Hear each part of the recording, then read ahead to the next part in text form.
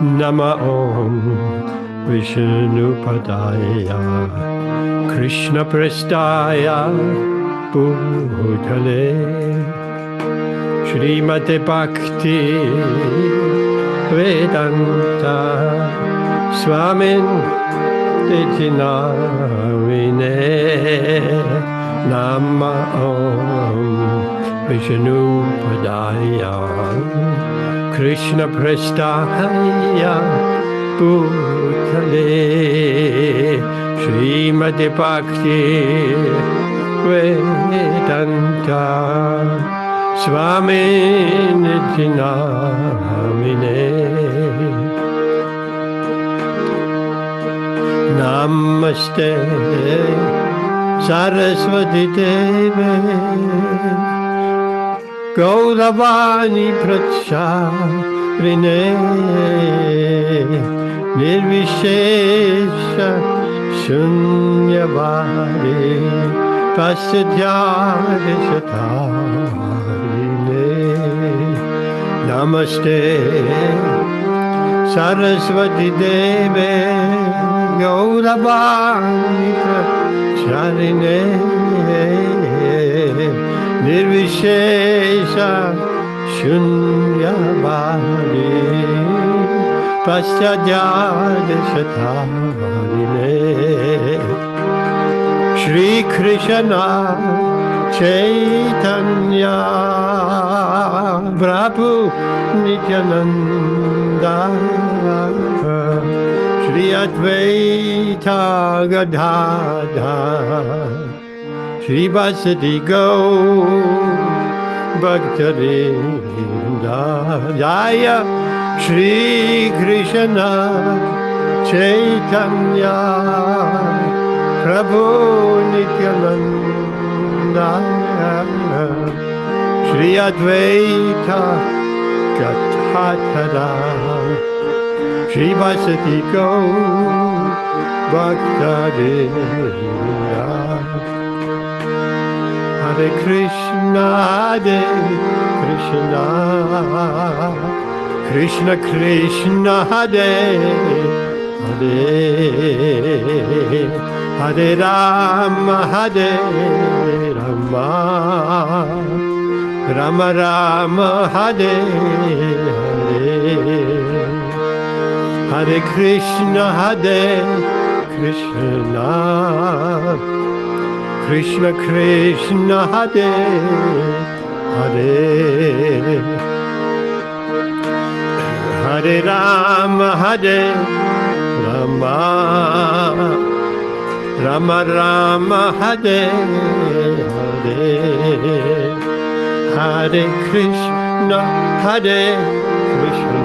Krishna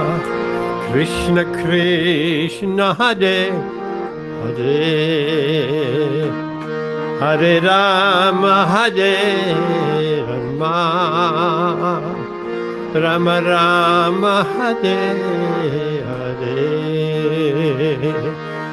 Hare Krishna Krishna Krishna Hare Hare Hare Rama Rama Rama Hare Hare Hare Krishna Krishna Krishna Hare Hare Hare Rama Rama Rama Hare Hare Hare Krishna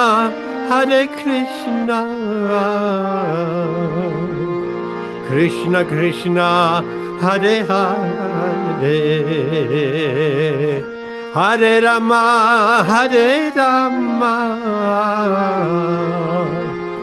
Rama Rama Hare Hare Hare Krishna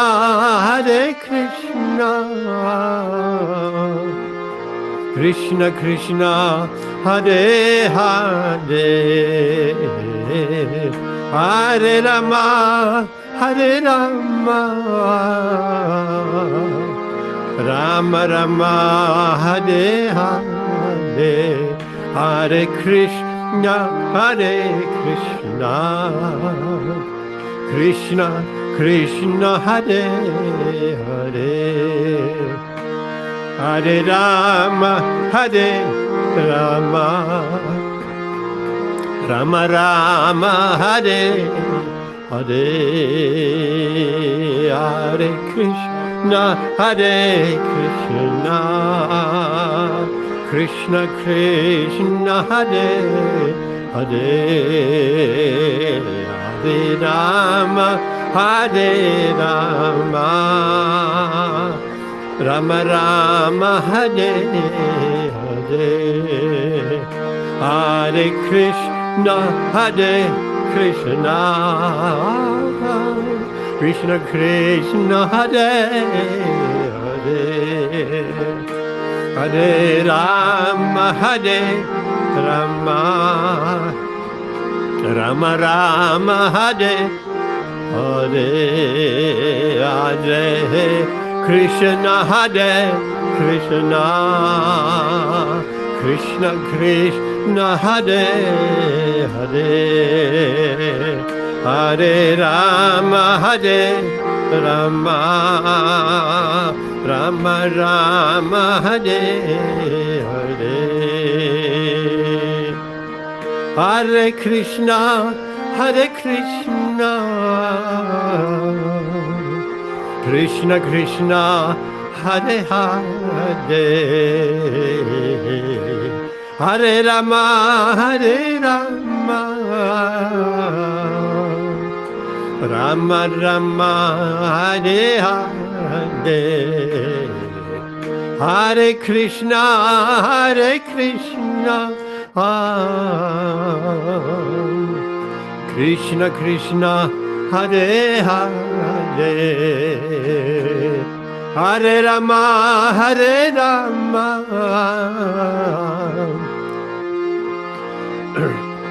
Rama Rama, Hare Hare, Hare Krishna, Hare Krishna, Krishna Krishna, Hare Hare, Hare Rama, Hare Rama, Rama Rama, Hare Hare, Hare Krishna, Hare Krishna, Krishna Krishna, Hare Hare, Hare Rama, Hare Rama, Rama Rama, Hare Hare, Hare Krishna, Hare Krishna, Krishna Krishna, Hare Hare, Hare Rama, Hare Rama, Rama Rama, Hare Hare, Hare Krishna, Hare Krishna, Krishna Krishna, Hare Hare, Hare Rama, Hare Rama, Rama Rama, Hare Hare, Hare Krishna, Hare Krishna, Krishna Krishna, Hare Hare, Hare Rama, Hare Rama, Rama Rama, Hare Hare, Jaya Gaura Nitai, Jaya Gaura Nitai, Jaya Gaura Nitai, Jaya Gaura Nitai, Gaura Nitai, Jaya Gaura Nitai, Jaya Gaura Nitai, Jaya Gaura Nitai, Nitai Sachisundara, Nitai Sachisundara, Nitai Sachisundara, Jaya Nitai Sachisundara, Nitai Sachisundara, Nitai Nitai Satchitandar, Nitai Satchitandar, Jai Jai Nitai Satchitandar. Jaya Giri Govardhan, Giri Govardhan, Giri Govardhan, Giri Govardhan. Jaya Giri Govardhan, Giri Govardhan. Jaya Giri Govardhan, Jaya Giri Govardhan. Prabhupada, Prabhupada, Prabhupada. Jai Jai Prabhupada, Prabhupada, Jai Jai Prabhupada, Prabhupada, Jai Prabhupada. Jai Gurudev, Gurudev, Gurudev, Jai Gurudev, Gurudev, Gurudev, Gurudev, Jai Gurudev. Ananda Koti Vaishnava Vrinda ki jai, Namacharya Srila Haridas Thakur ki jai, Prem se Shri Krishna Chaitanya, Prabhu Nityananda, Shri Advaita Gadadhara, Shri Vasati Gaura Bhakta-vrinda ki jai. Hare Krishna. Welcome everyone. Welcome Amit. Are you well? I am well, thank you, Varanga. Hare Krishna. Hare Krishna. Very, very nice to see you tonight. Welcome Prakash. We have already greeted each other. So very, very nice. Hopefully Amrita Radhe and Rituan will join us soon. So, what shall we talk about tonight? Any suggestions?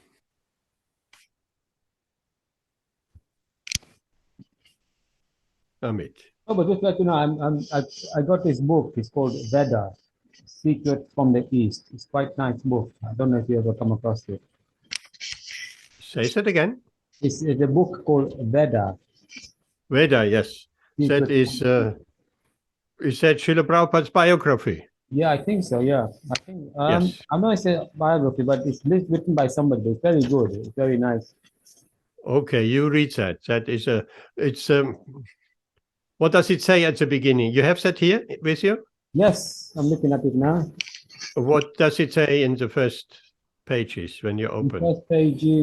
Okay, so in the forward. Okay, so I mean, chapter 1 is an introduction to Krishna consciousness. Chapter Okay, 2 and then and reincarnation. 3 is science and the Vedas. 4 is the love vacuum. 5 is the ancient wisdom, modern times. 6, spiritual tradition and teachers. About 9. There's 9 paragraphs, but it looks like 9 chapters from separate, from different angles. Yes, it looks quite like. good. It's very very well written. Okay, that's very good because that is kind of a book what anybody on the street could read. And this is they're distributing that on the street. Yeah. Veda. I'm not quite sure. It may be parts of the science of self-realization. I'm not quite sure. It's not a new book. It's a compilation of previous available books. I think so. Yeah. And you study that carefully and let me know more about. Have you already started? I've read a couple of chapters, but I look forward to reading it. It's quite nice, you know. But that's wonderful. Yes, you feel some attraction. Was about what is Krishna consciousness, or Bhakti Yogi, Bhakti Yogi. Bhakti Yoga, yes. Bhakti Yoga. Okay. It's quite nice. It's quite a nice book, but. Yes, you let us, once you a bit more into the book, let us know something, and that would be nice. And we can even discuss something, or if you have any question from the book later on, after we have talked a little bit about the Bhagavad Gītā verse, we can have some questions on the book also. It doesn't need to be questions only strict on the Bhagavad Gītā. If there's anything you don't understand in Veda, but It's a simple book, and it's an easy introduction to Krishna consciousness. Let's put it like that. So, Amit, any suggestion for a Bhagavad Gita verse we want to look at? Let's share the screen in the meantime. Yeah, I thought the last week was quite good, wasn't it? Can you remember which verse it was? It was 15. Last week was quite good. I'm looking for one now. So Yes, please. you probably might not. You probably think that it's typical for me to go for this particular chapter. Maybe not. You're gonna guess which chapter I'm gonna go for. Which chapter?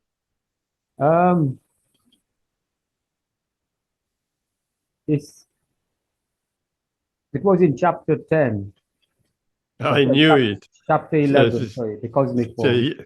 The universal form. Everybody is attracted to the opulences of Krishna, right? We are impressed by the opulences of Krishna. But more attractive than the opulences are the personal dealings of Krishna with his devotees. So which verse are you thinking in the chapter 10? Okay.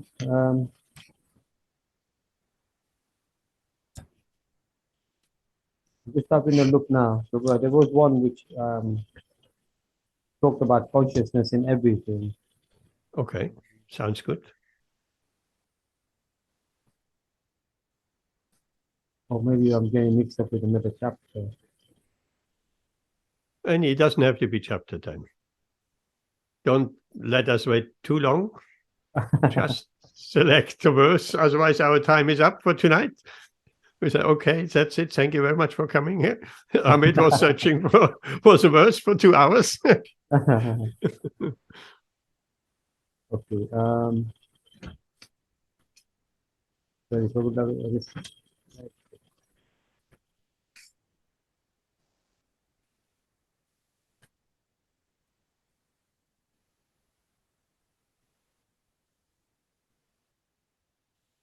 okay, I think it's verse 45.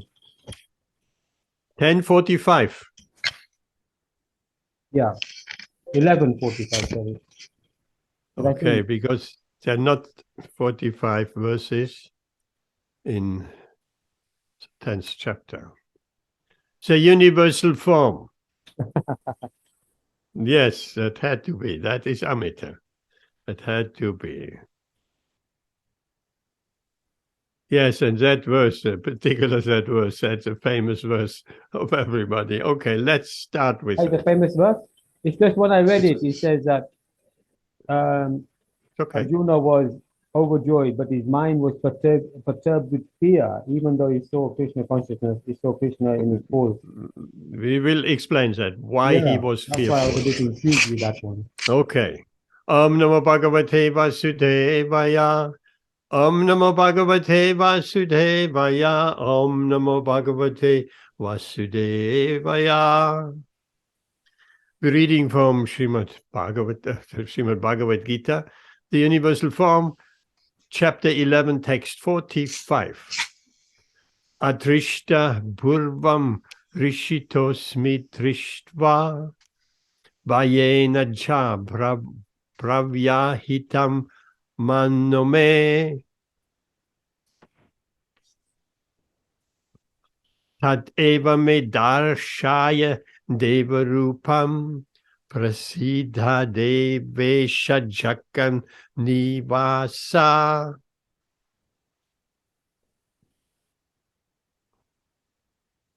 Translation. Amit, translation. Okay.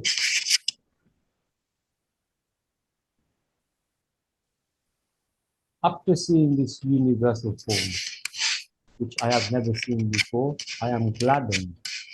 But at the same time, my mind is disturbed with fear. Therefore, please bestow your grace upon me. And reveal again your form as the personality of Godhead, O Lord of the Lords, O abode of the universe. Purport. Arjuna is always in confidence with Krishna because He is a very dear friend, and as a dear friend is gladdened by his friend's opulence.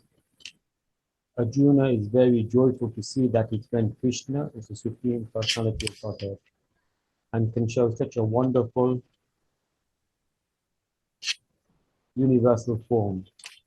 But at the same time, after seeing that universal form, he is afraid that he has committed so many offenses to Krishna out of his unalloyed friendship. Thus, his mind is disturbed out of fear, although he had no reason to fear. Arjuna therefore is asking Krishna to show his Narayana form, because he can assume any form. This universal form is material and temporary, as the material world is temporary. But in the Vaikuntha planet, he has his transcendental form with 4 hands as Narayana. There are innumerable planets in the spiritual sky, and in each of them Krishna is present by his plenary manifestation of different names. Thus Arjuna desired to see one of the forms manifest in the Vaikuntha planet.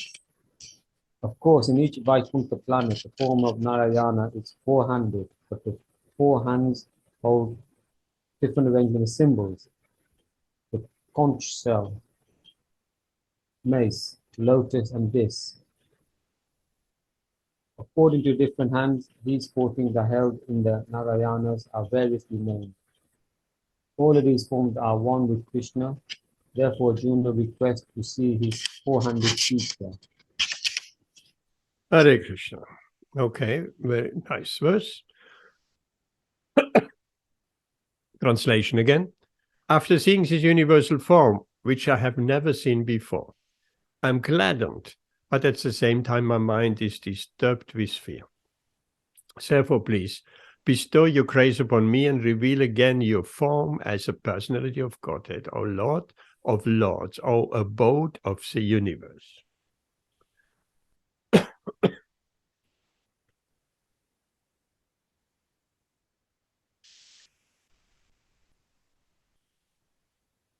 Just imagine you befriending someone and you become quite close to that person. You met them at imagine you met them at a vegan stall in Leicester where lots of people were there, and he came and you talked with him for a long time and he was interested and it was a nice talk and you become quite friendly. Give him a hug, joking with him and like that. And he reciprocated in friendship. You have become in a short time, and maybe you meet him again, and you become one of your friends. We have gone eating together and doing all kinds of things. And suddenly you find out this is actually the Prime Minister. Could you imagine? You befriended the Prime Minister, or the President of the country, or the King, whichever we want to take. Wouldn't we also be kind of fearful? Fearful, like Arjuna became fearful, because he was dealing very intimately with Krishna in friendship, but now his mind has been disturbed out of fear. There was no reason of fear because Krishna was still his friend, and your imaginary friend, Amit, is still your friend, but because now you know who he really is, you would be a little bit fearful. So that's the situation we have here. Important, very important indeed, is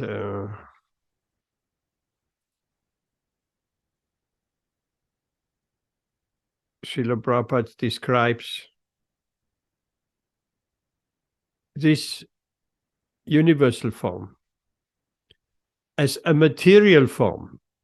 This universal form is material and temporary. Why temporary? Because everything which is material is temporary. As the material world is temporary. So this is not one of the transcendental forms of the Lord. It is not one of the eternal forms. This is a form only observed in the material world. And Arjuna, as said in the verse, nobody has seen this form before. So that was quite new. Arjuna has seen this form. Because why he has seen this form? He wanted to see this form. He wanted to see the opulences of the Lord. Why he wanted to see the opulences of his dear friend Krishna, who he knew in his two-handed form? Because he wanted to show the world that Krishna with two-handed Krishna, a bluish form holding the flute, peacock feather in his crown. So Krishna is actually the Supreme Personality of Godhead, because people will easily misunderstand. Oh, he looks just like one of us, right? How can he be God? People will challenge you like that. How can a man be God? You're making a man into God. Look, he's looking like a man. He's looking like us.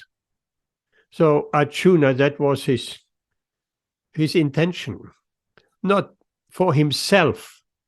He wanted to see that universal form, these opulent forms, these opulences of the Lord. And we know this form is described in previous verses. Thousands of heads and legs and arms and all decorated with armlets and jewels and gold and so many, and helmets. And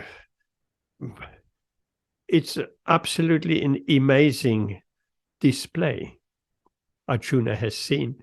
And it's described everything what has been seen in the past. In the past, we mean go back millions and millions of years. Nowadays, nobody can see even what, maybe we have some record what happened yesterday, what happened 10 years ago, 20 years ago. There's some old movies, some old photographs, 50 years ago, 100 years ago, and then we're running already into difficulty. There is no more record 500 years ago. So we don't have any photographs of Lord Chaitanya 500 years ago. It's just too long. Photography didn't exist then. We have descriptions, fortunately. And we have eyewitness accounts, fortunately. But we don't have any videos on YouTube or hear Lord Chaitanya's dancing or any photographs. So Arjuna wanted to show these faithless persons who cannot accept Krishna as a Supreme Personality of Godhead and who think and say Krishna is just an ordinary man. And you Google for Krishna, you will come across descriptions. Krishna was a famous king some time in the past. Nobody knew really who Krishna was. Nobody knew. Some said he was a cowherd boy. So Vaishya. Vaishyas are those who taken care of the cows and producing agricultural goods on the land, doing some trade. These are the Vaishyas. So, which is correct. Krishna, he's a Vaishya. Not a very high class, not a Brahmin. Then others say, no, he's a Kshatriya, because he was in the war. He was participant in the war. He was a chariot driver of Arjuna. So he's a Kshatriya. So there are different opinions. And if we Google, okay, we come a Hindu god, yes. But also, when we speak about the historicity of Krishna, then they're describing him as a powerful king, because after all, he had the kingdom of Dwarka, and he had a big army, and so on and so on. But because he has a two-handed form, because he looks just like one of us, people think he is just one of us. How to disprove he is not one of us and the Supreme Personality of Godhead? Okay, Krishna, can you please show your universal form? So, everything what has been seen in the past, not only 500 years back, 200 years back, but millions and billions since the beginning of the universe. And we know how the lifetime of Brahma is just unimaginably long. So whatever has been seen, what is perceived now, and above all, what will be seen in the future, all forms. There's so many forms in this world. So many forms. We have a form in our body. That's a form. And when we, on a Saturday in the city center, so many people walking by, we could say so many forms, so many shapes of people. How many shapes there of people? Unbelievable. There is no one the same. Everybody is different. A different nose, different eyes, different stature, different height, different body type. So many different forms. So all the forms which in the past, in the present, and in the future, if we could make a collection of all the forms ever being seen now, and will be seen in the future, all of that Arjuna could see in the body of Lord Krishna. Because Krishna is everything. Krishna is behind everything. So that was a display of opulence of the Lord. A display of opulence. To prove here, I'm not just a man like you and me. I am the Supreme Personality of Godhead who can put on a display of all the forms ever seen before, seen now, and will be seen in the future, all in one place, in me. Naturally, Arjuna was completely bewildered, frightened. We would be frightened. Not only forms of human beings, of animals, of plants, of aliens, of living entities from different planets, of demons, of demigods, of every form, not only from this earth, but from other planets as well. We say little green men, aliens, that's our imagination. But there are aliens. If we say aliens, we mean inhabitants of other planets. So all that could be seen. So if anybody in the future would come up and say, I'm the Supreme Lord, prove it. Show your universal form. Of course, they cannot do that. So in this way, we can immediately dismantle that person's argument. I'm Krishna. I'm the Supreme Person. Okay, show your universal form. So that was Arjuna's intention, to convince people Krishna is not an ordinary man. Krishna is the Supreme Personality of Godhead. He can manifest any form he wants. And we know from Krishna's incarnations, he manifested a form according to time, place, and circumstances. When Hiranyakashipu got benedictions from Lord Brahma, said he wouldn't be killed by any man, nor by any animal, nor in daytime, not at night, nor in the house, nor out of the house, and nor by human man. So that were Lord Brahma's benediction, and he thought by said trickery, he could trick Lord Brahma, because what he really wanted was, he wanted to be immortal. He wanted to be immortal. He was an extremely powerful king, Hiranyakashipu. Just by raising of his eyebrows, even the demigods trembled in fear. He had conquered the heavenly planets. All the higher planets were all under his control. So he was a tyrant, an autocrat, a demon. Demon means those who don't accept the Supreme Personality of God. These are demons. That's the definition of a demon. So, Lord Brahma said, I cannot give you the benediction of immortality, because I myself are not immortal. And we know Lord Brahma also has to leave his body at the end of a millions and millions of years lifetime. Time is relative. Albert Einstein, the great scientist, he has proven with the theory of relativity, which is widely accepted, that time is relative. And they made some calculations when the astronauts went up, high up in the sky, and they returned after a longer period.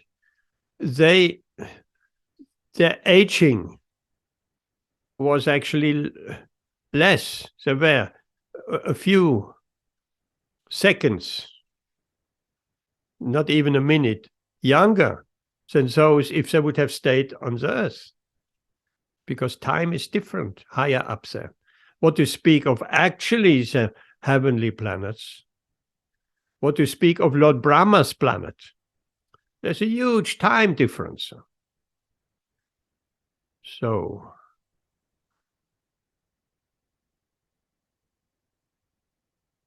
then the Lord, he usually doesn't contradict his devotees. So he didn't contradict Lord Brahma's boon. But he very carefully kept that boon intact and assumed a form as half lion and half man. The boon was, I'm not being killed by a man nor by an animal. But the Lord was neither a man nor an animal. He was half lion, half man. So the boon was kept in place, and the Lord circumvented said boon and appeared as half lion, half man. The boon was, he will not be killed in the house and not outside. He thought, if I do all this trickery, then I'm immortal through the back door. Because Lord Brahma said, I cannot make you immortal, I'm not immortal myself. Okay, so I will get a boon for every scenario I possibly could think of where I could be killed. And then that means I'm immortal. But he thought he was very clever, Hiranyakashipu. But Lord Krishna is by far more clever. He circumvented all the boons, sir. He didn't kill him in the house, nor out of the house, to keep the boon of Lord Brahma intact. He killed him in the middle, on the doorstep. Why, the doorstep is neither in the house nor out of the house. He didn't kill him at day nor at night, which was another of Hiranyakashipu's clever plans. So if I'm not killed at night, not in the daytime, I cannot be killed. No, the Lord killed him at twilight, twilight is to be there, is neither day nor night, is in between. And so on. So all the boons of Lord Brahma were kept intact, and the Lord assumed a form suitable for the purpose. Nisimhadev, half lion, half man. Another boon was not to be killed by any weapon. So Lord killed him with his nails. They're not a weapon. With his hands, with his nails. And so many things. So the point is, the Lord can take on any form. Just like an actor on the stage. He goes behind the curtain and dresses in a different way. And suddenly he comes out in front as a different person.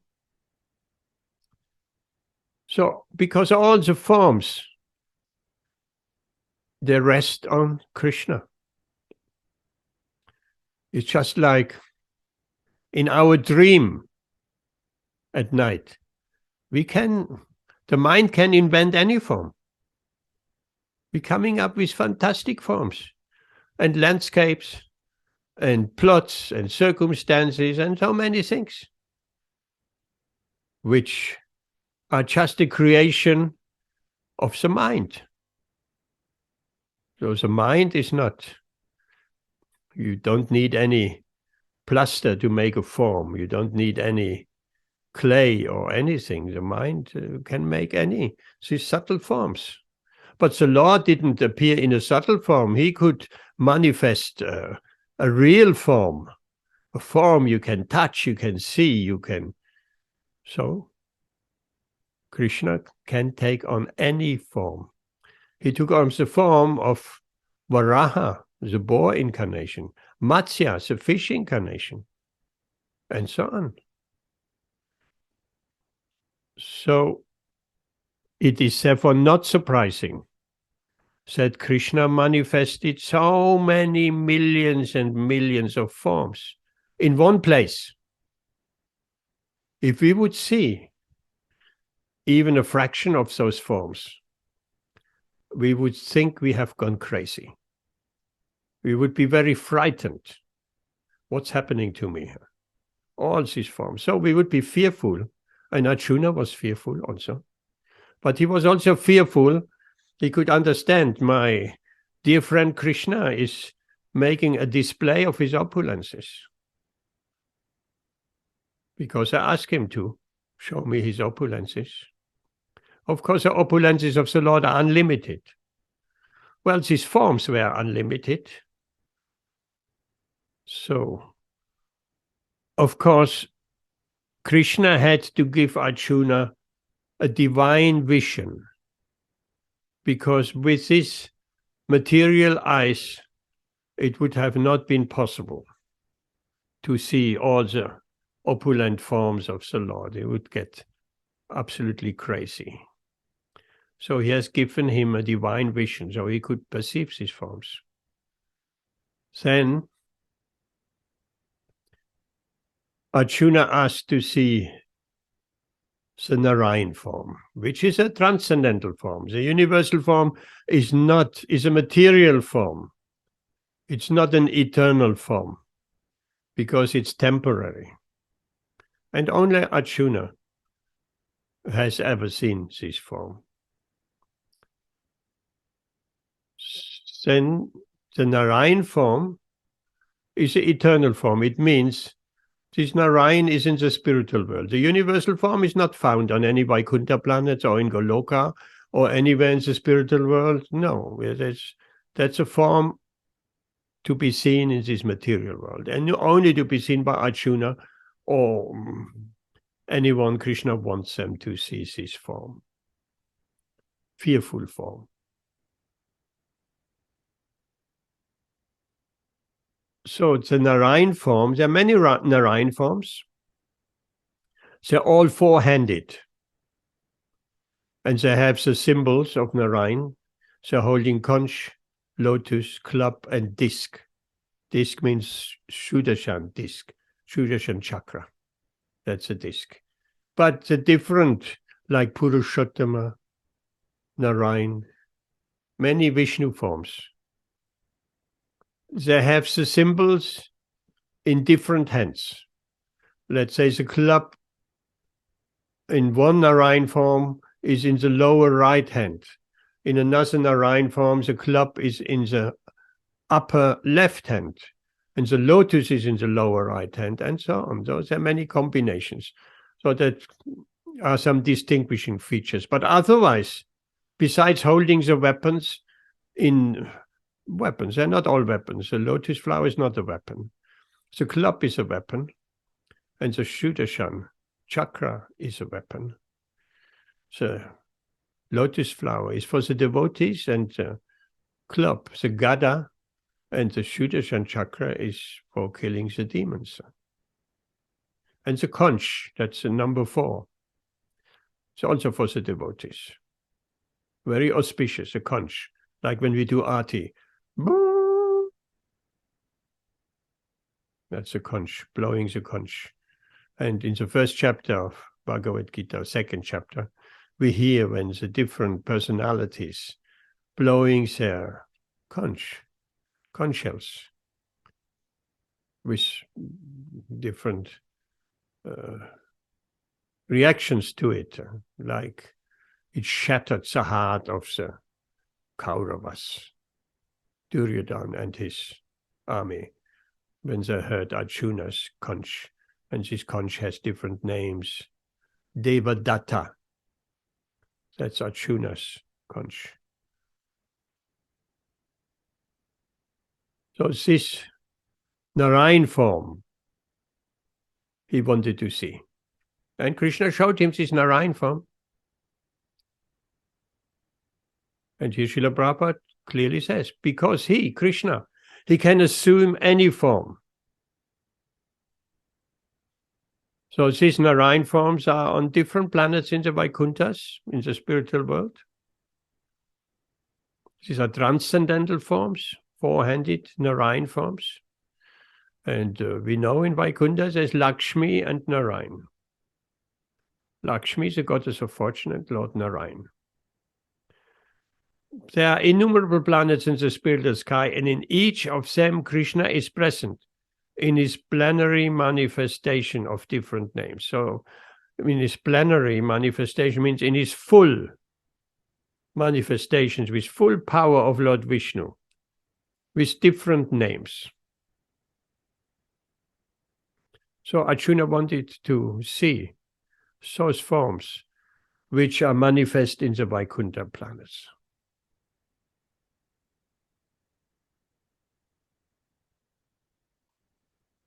So what else?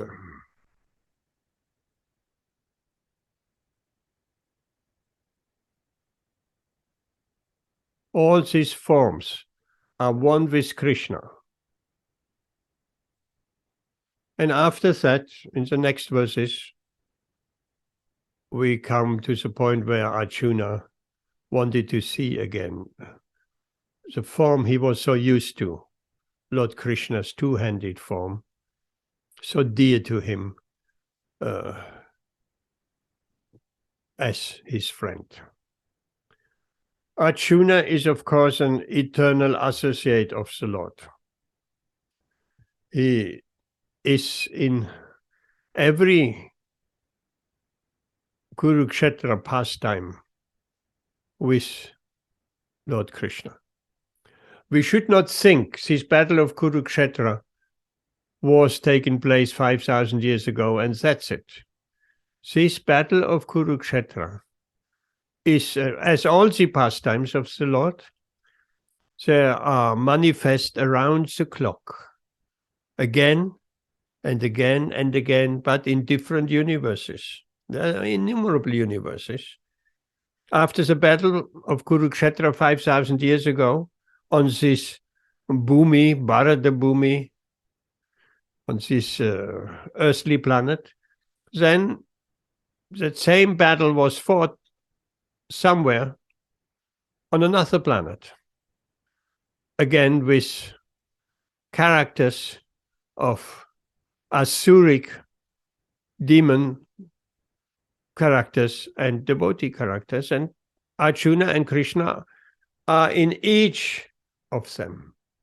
As the other pastimes of the Lord, let's say the Goloka pastimes, where Lord Krishna or Krishna kills the Aghasura demon, the demon which was sent by Kamsa to kill Krishna and his friends, the cowherd boys, which took on a form, and demons can do that. They can take on various forms as well,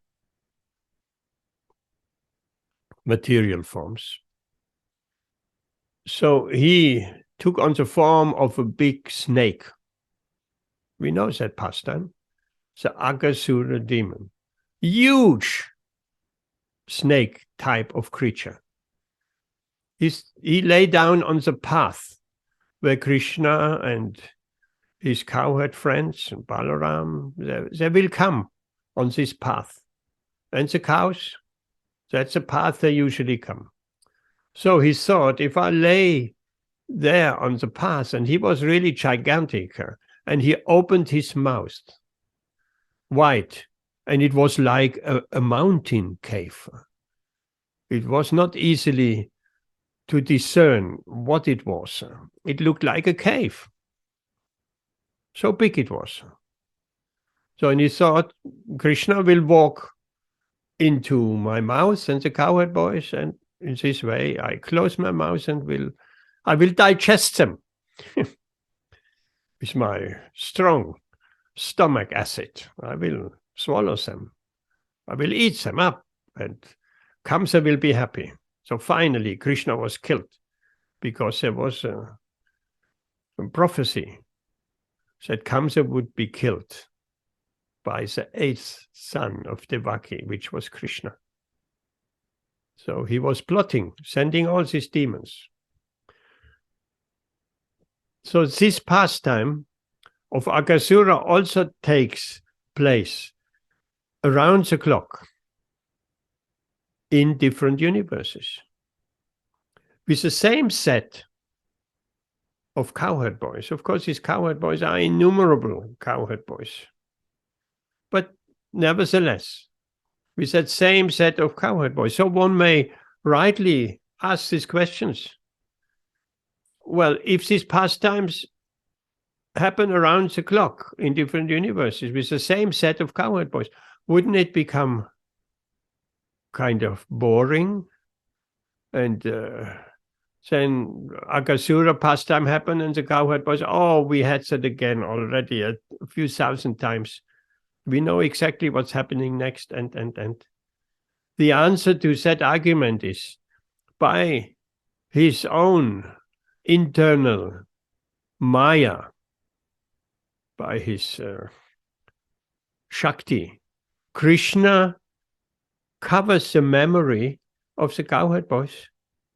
So they forget, just like we forget when we take birth again in this material world. Our memory is lost of our previous birth. It's lost. As soon as we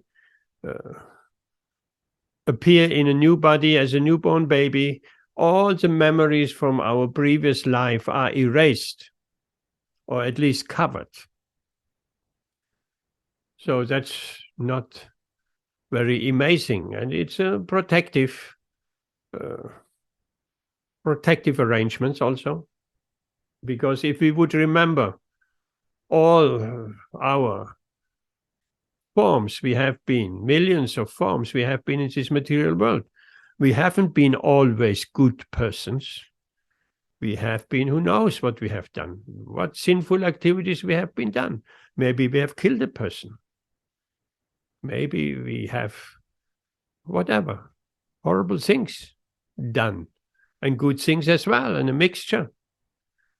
So it's quite protective. We don't generally remember our past lifetimes, many or just even one. Of course, sometimes people do remember bits and pieces of their previous incarnation, of their previous appearance.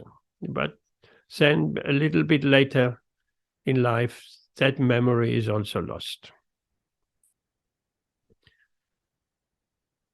So Krishna, with his internal spiritual potency, he is like a curtain. He draws over the memory of the cowherd boys, and they think this pastime is fresh and new. They have never experienced that before, but they have. So in this way, it stays fresh and new always. So Krishna has all these arrangements. Of course, he knows.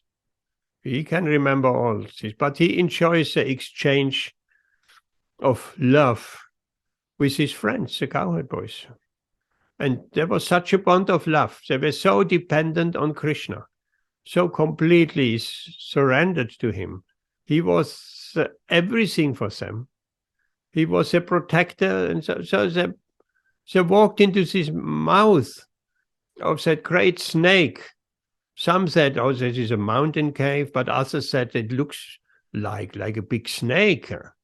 And they said, nah, never mind. Anyway, we walk in, let's explore it.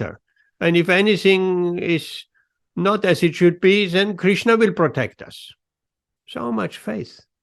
If we had only a fraction of that faith, Krishna will protect us. That would be wonderful. We have to develop a faith in Krishna, that Krishna will always protect us, and he will. Of course he does. He protects his devotees.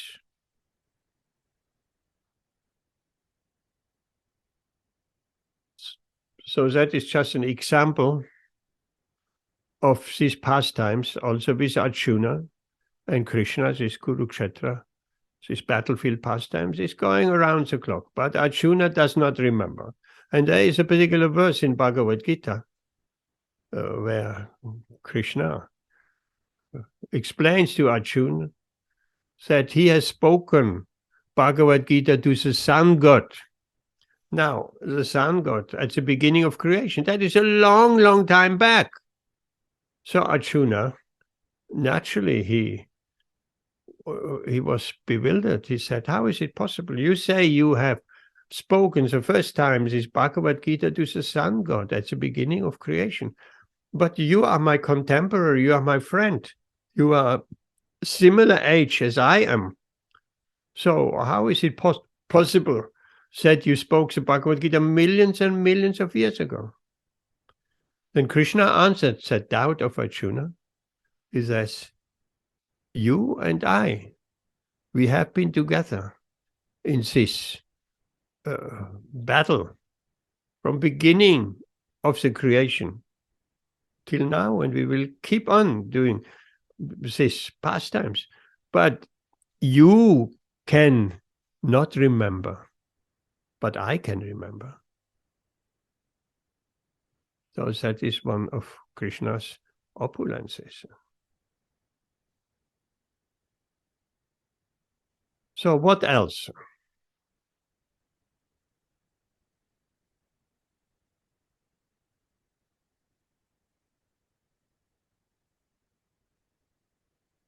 Any questions?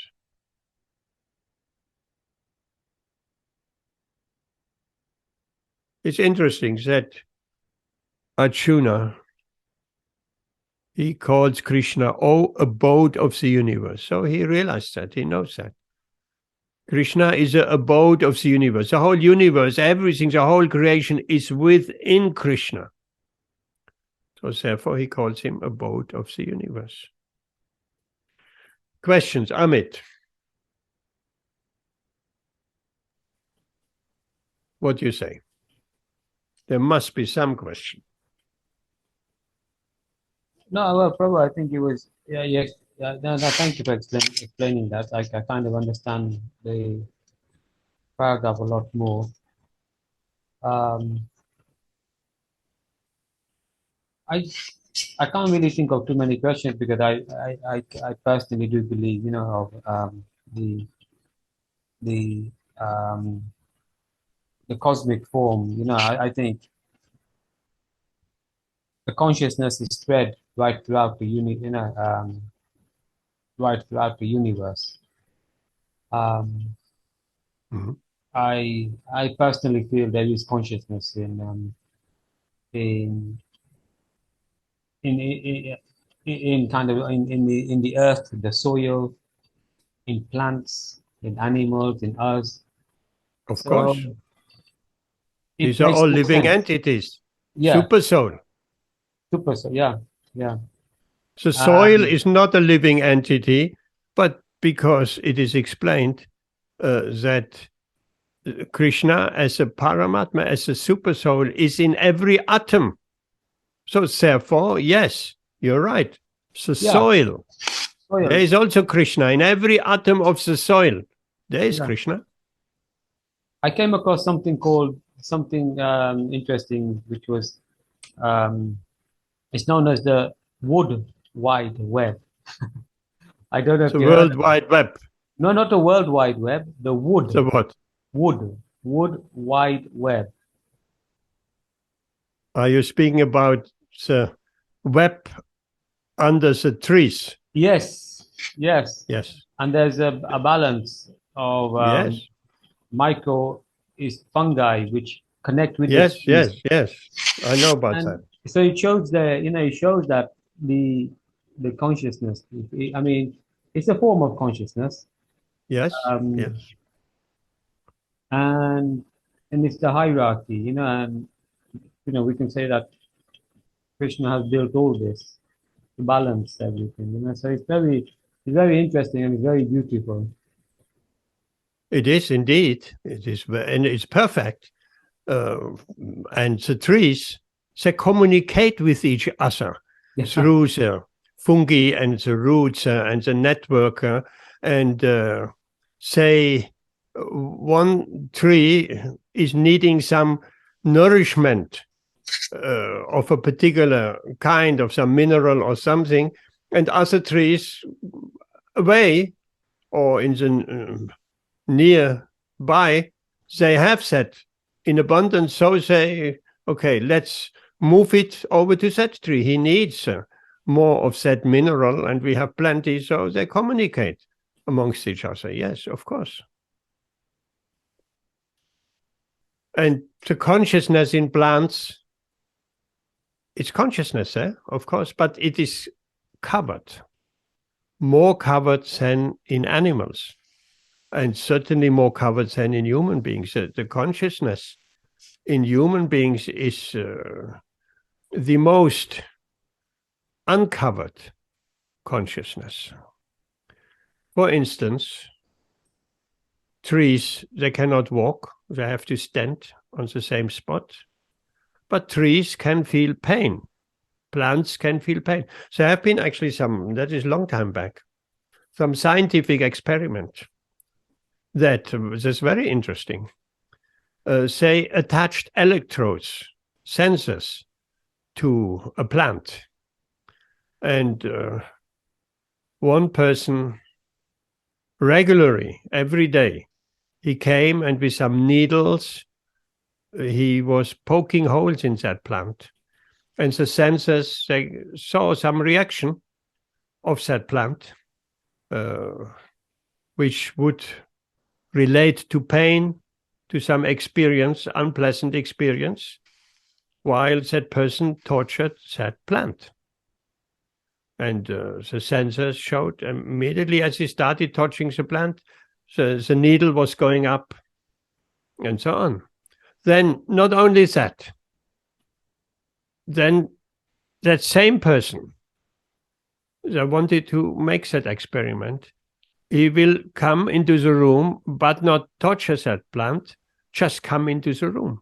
And as soon as he came into the room, the scientists could see the needle going up without torturing, because the plant has recognized the person and expected that he will torture me again today, and some fear was there, and the needle showed that.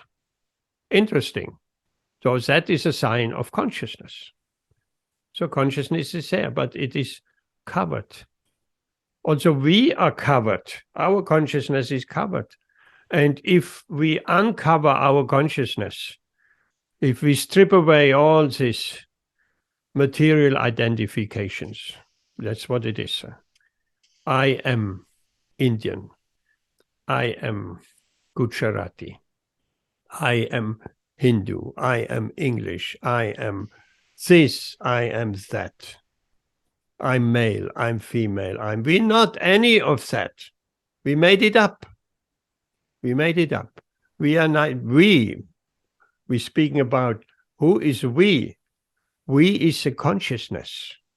So observer, that is we, as explained. When we lie down in bed at night and we observing our body, the body lies on the bed, breathing is going on, but otherwise the body is not moving. Okay, so what about the mind? The mind is ever awake. The mind is not asleep at this stage. And the mind is producing so many thoughts, and we can look at the thoughts. We can be the observer. That is a time, if we do that experiment, we can clearly see we are not the mind. We are the observer. If we can observe our own mind naturally, we are not the mind. You cannot observe. You cannot be something observing itself. There's a difference. The observer and the thing observed is always different. We observing so many things. We go in nature, we observing the birds, we observing the fish in the water. So we are the observer and the fish are separate from us. So the mind is separate from us. We are observers. So that's we are that spirit soul. And any attempt with a bodily identification, let's say I'm Indian, I'm German, I'm English, that's a bodily identification. That's an identification which the mind is putting on, because we are not English.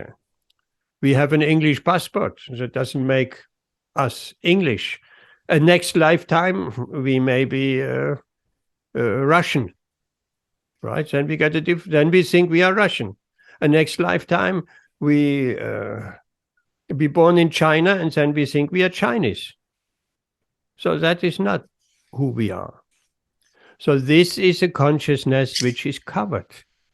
And if we understand we are neither Chinese, nor Hindu, nor Gujarati, nor Muslim, nor English, then the consciousness gets actually uncovered. It's like an onion.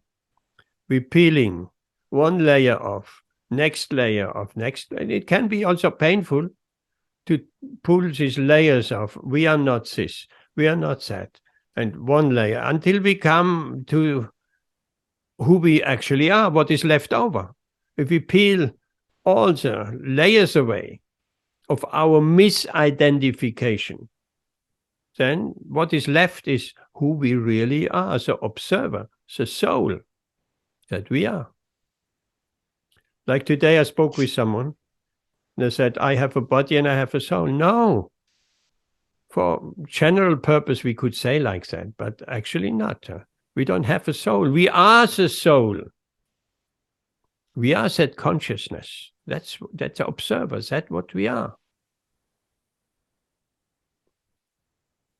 So the plants, the animals, they cannot come to the level of consciousness above I am a dog. The dog cannot understand I am the spirit soul and I'm in a dog body. It's not possible because the consciousness is covered. Therefore we say in a tree even more covered. A tree cannot come to the realization I'm actually a spirit soul, eternal servant of the Lord, and I'm in a body of a tree. If a tree could think like that, could understand I'm in a body of a tree, immediately would be liberated. It would be liberated. An animal, likewise.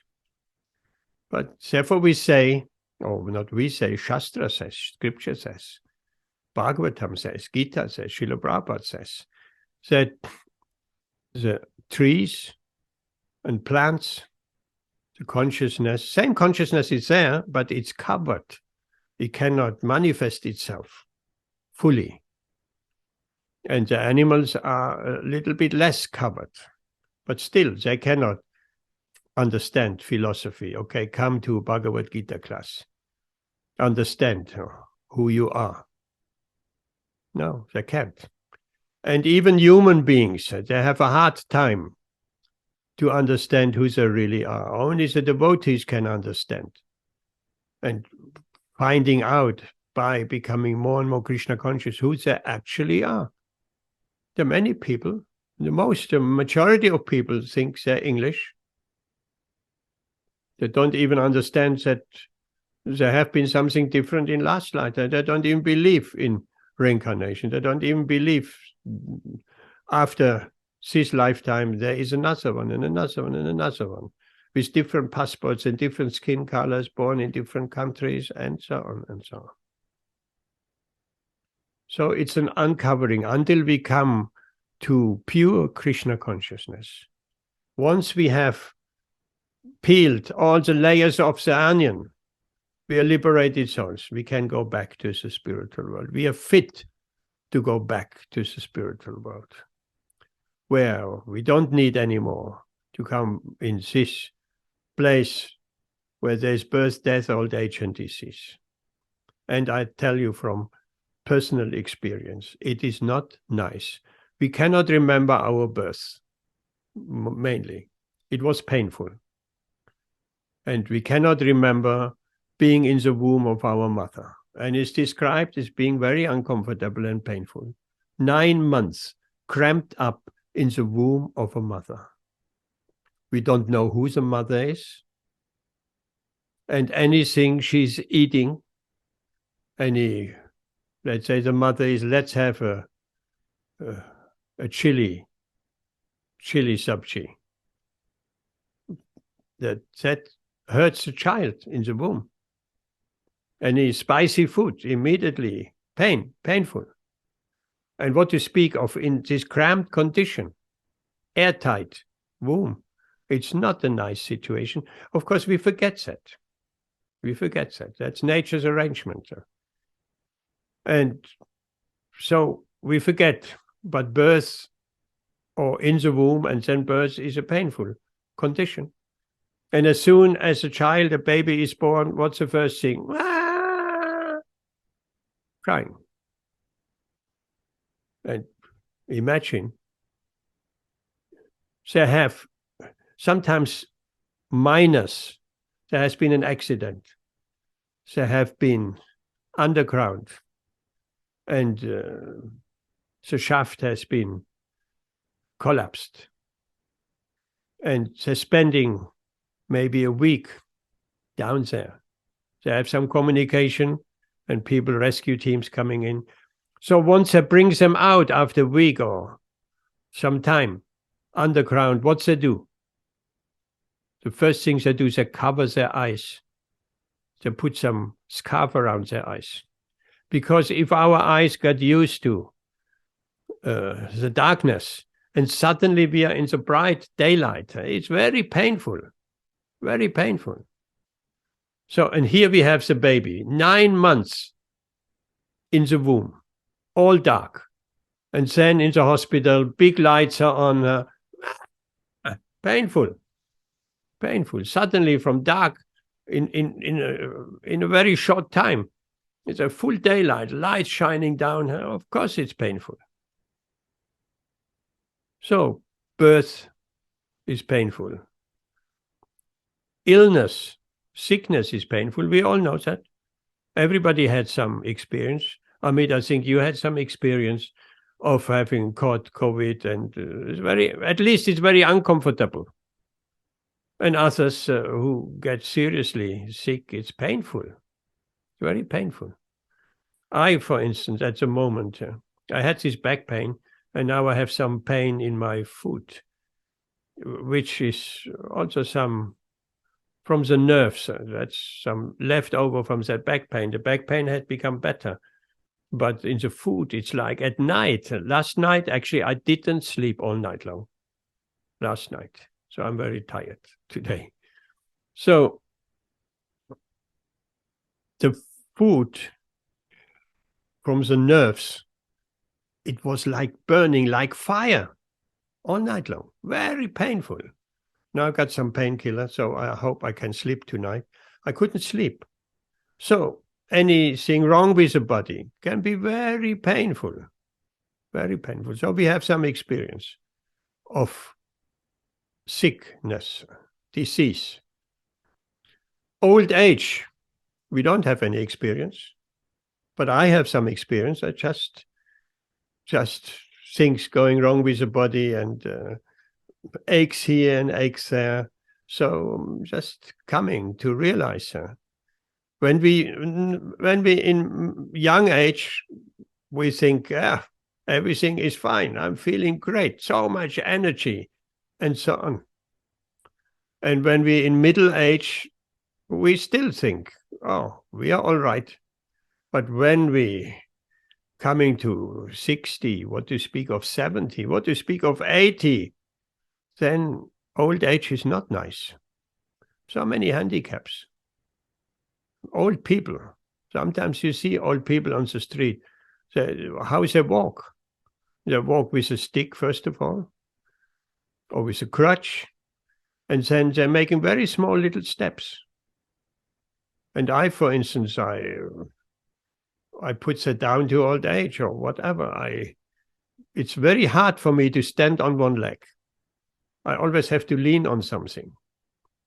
So losing the sense of balance. So all the people, why they have a stick? Because they're losing the sense of balance. So many problems coming in with old age. And then you walking bent down, not because it's some fun or whatever, no. Because that's how it is.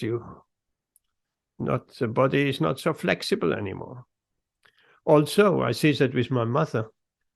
She is 99 now. So you become smaller.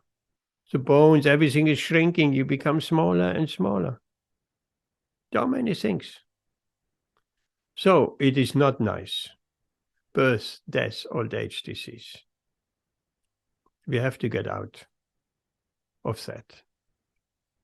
We forget, and we're just thinking of the fun we had. But equally, there is suffering as well. Generally, after some time, we remember the fun, but we forget the suffering. But once we suffer from disease or old age or birth, then it's painful, very painful. So we don't want to come back in this situation again and again. We have a lesson to learn. So this earthly planet is very desirable for even the demigods. Why? The demigods say is practically no suffering in the higher planetary systems. They have to also die, but otherwise, from the point of disease and old age, even birth, a child in the heavenly higher planetary systems, they're growing up very quick. Not 20 years to become, or 16 years to become a teenager. No, just a week. A week they're grown up. So all that problems associated with growing up for the parents as well as for the child, that's eliminated.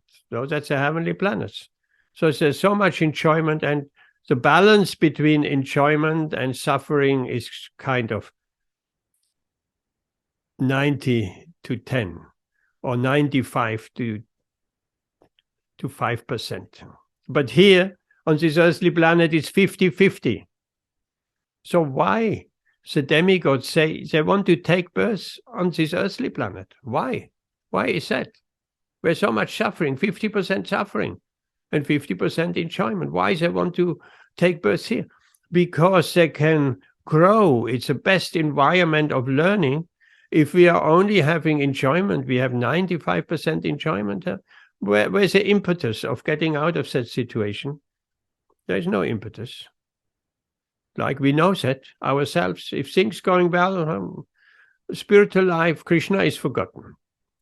And if something unpleasant is happening, then, oh God, please help me. Then God is very close.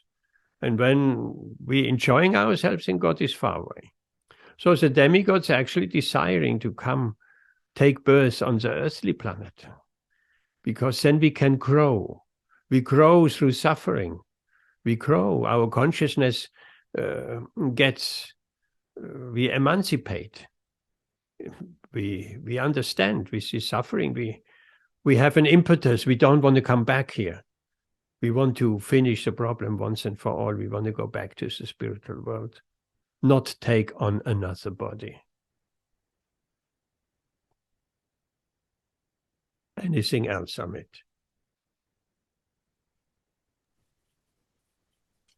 No, Prabhu, thank you. That's quite that's a reality. good understanding. Yeah, good understanding. That's where we are. We came here due to our material desires, and now we have to find a way out, and there is a way out. We are so fortunate.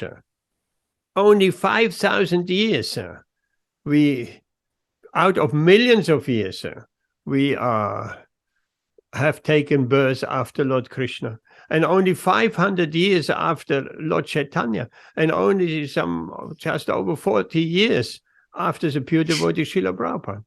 So how fortunate we are.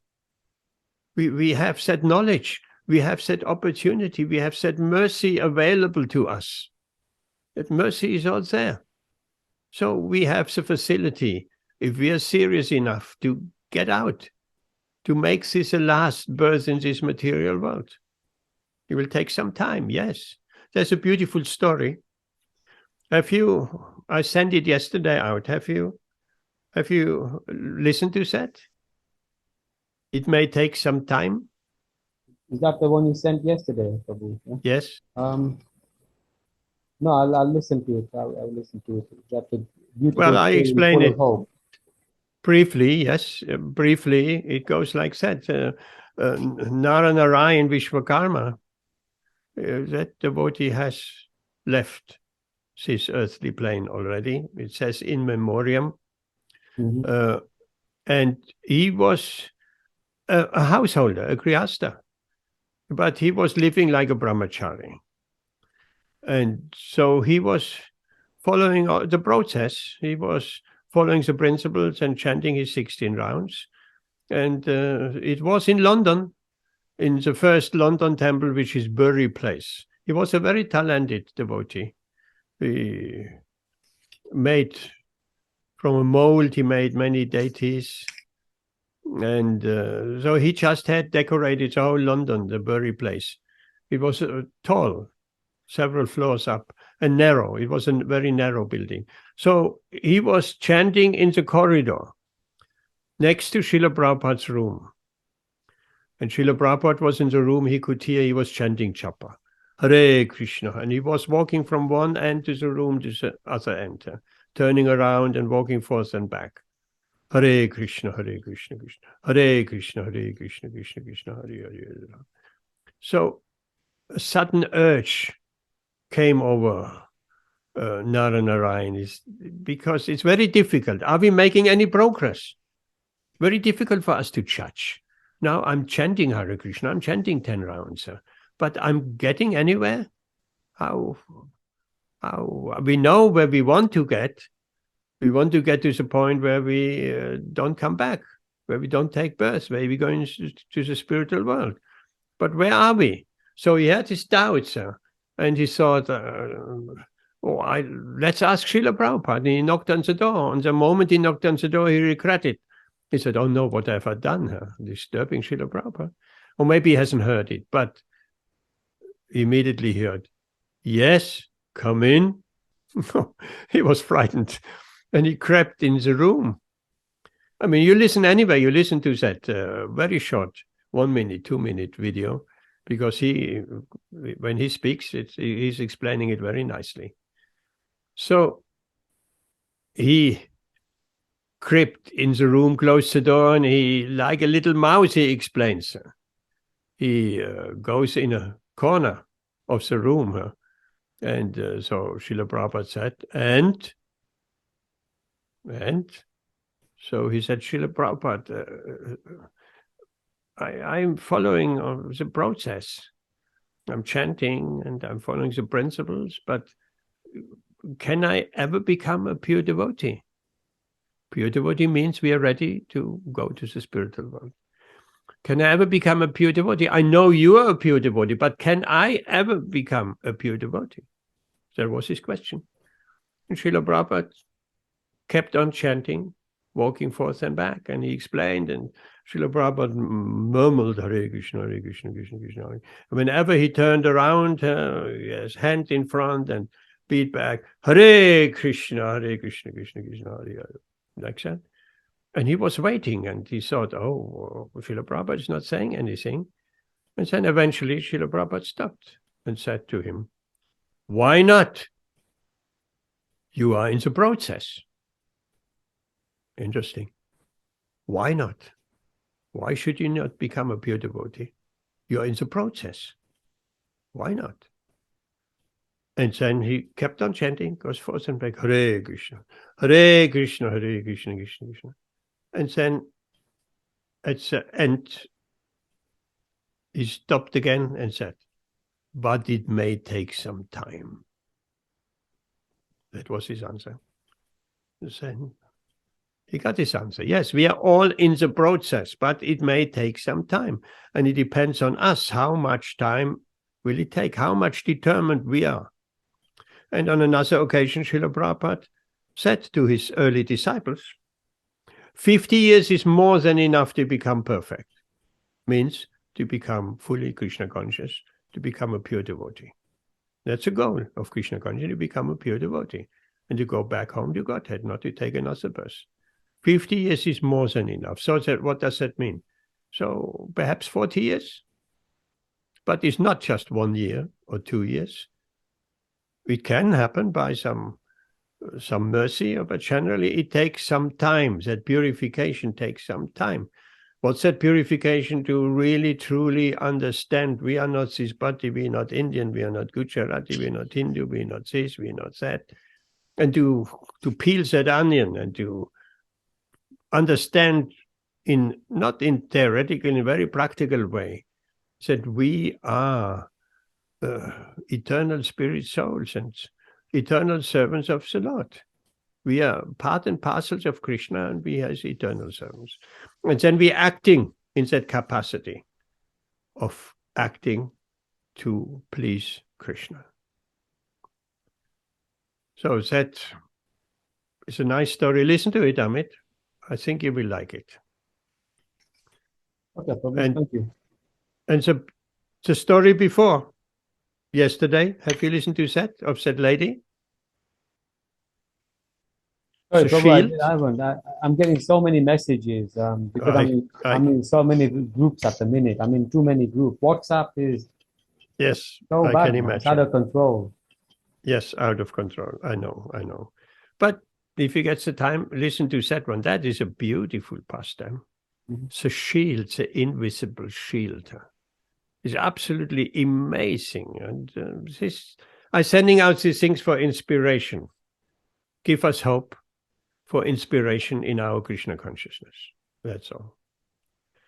Yes, okay, I do like the messages sometimes. They're very nice. The messages, sometimes when you're you're doing something and then you read the inspirational messages, they bring me back. They bring you back on track. Hare Krishna. Track, yeah. Yes, that is very nice. They're meant for that purpose. I try to chant 15 times a day now. So I try to do 5 in the morning, 5 in the afternoon, and 5 in the evening. Oh, 15. That's so you're just one away from 16. Then you're really, really fixed up. If you chant 16 rounds, Srila Prabhupada will be very much pleased, and you really get some mercy. No question about it. You follow the 4 principles and 16 rounds, you are really fixed up, and your spiritual progress is going like a rocket. Well done. Very good. Thank you very much. So here we stop, Amit, and Jayanti, bye. And we'll see you hopefully on Saturday. Rashmi is going to India for 3 weeks. Okay. But the others are here. I don't know why Amrita Radhe Ritu are not here today. I haven't heard of them, but then again, I have turned my mobile off while we have our workshop here. So maybe there's a message waiting. Okay, thank you very much, Amit. We'll see you hopefully on Saturday, if not on Wednesday. Okay, Prabhu. Hare Krishna. Hare Krishna.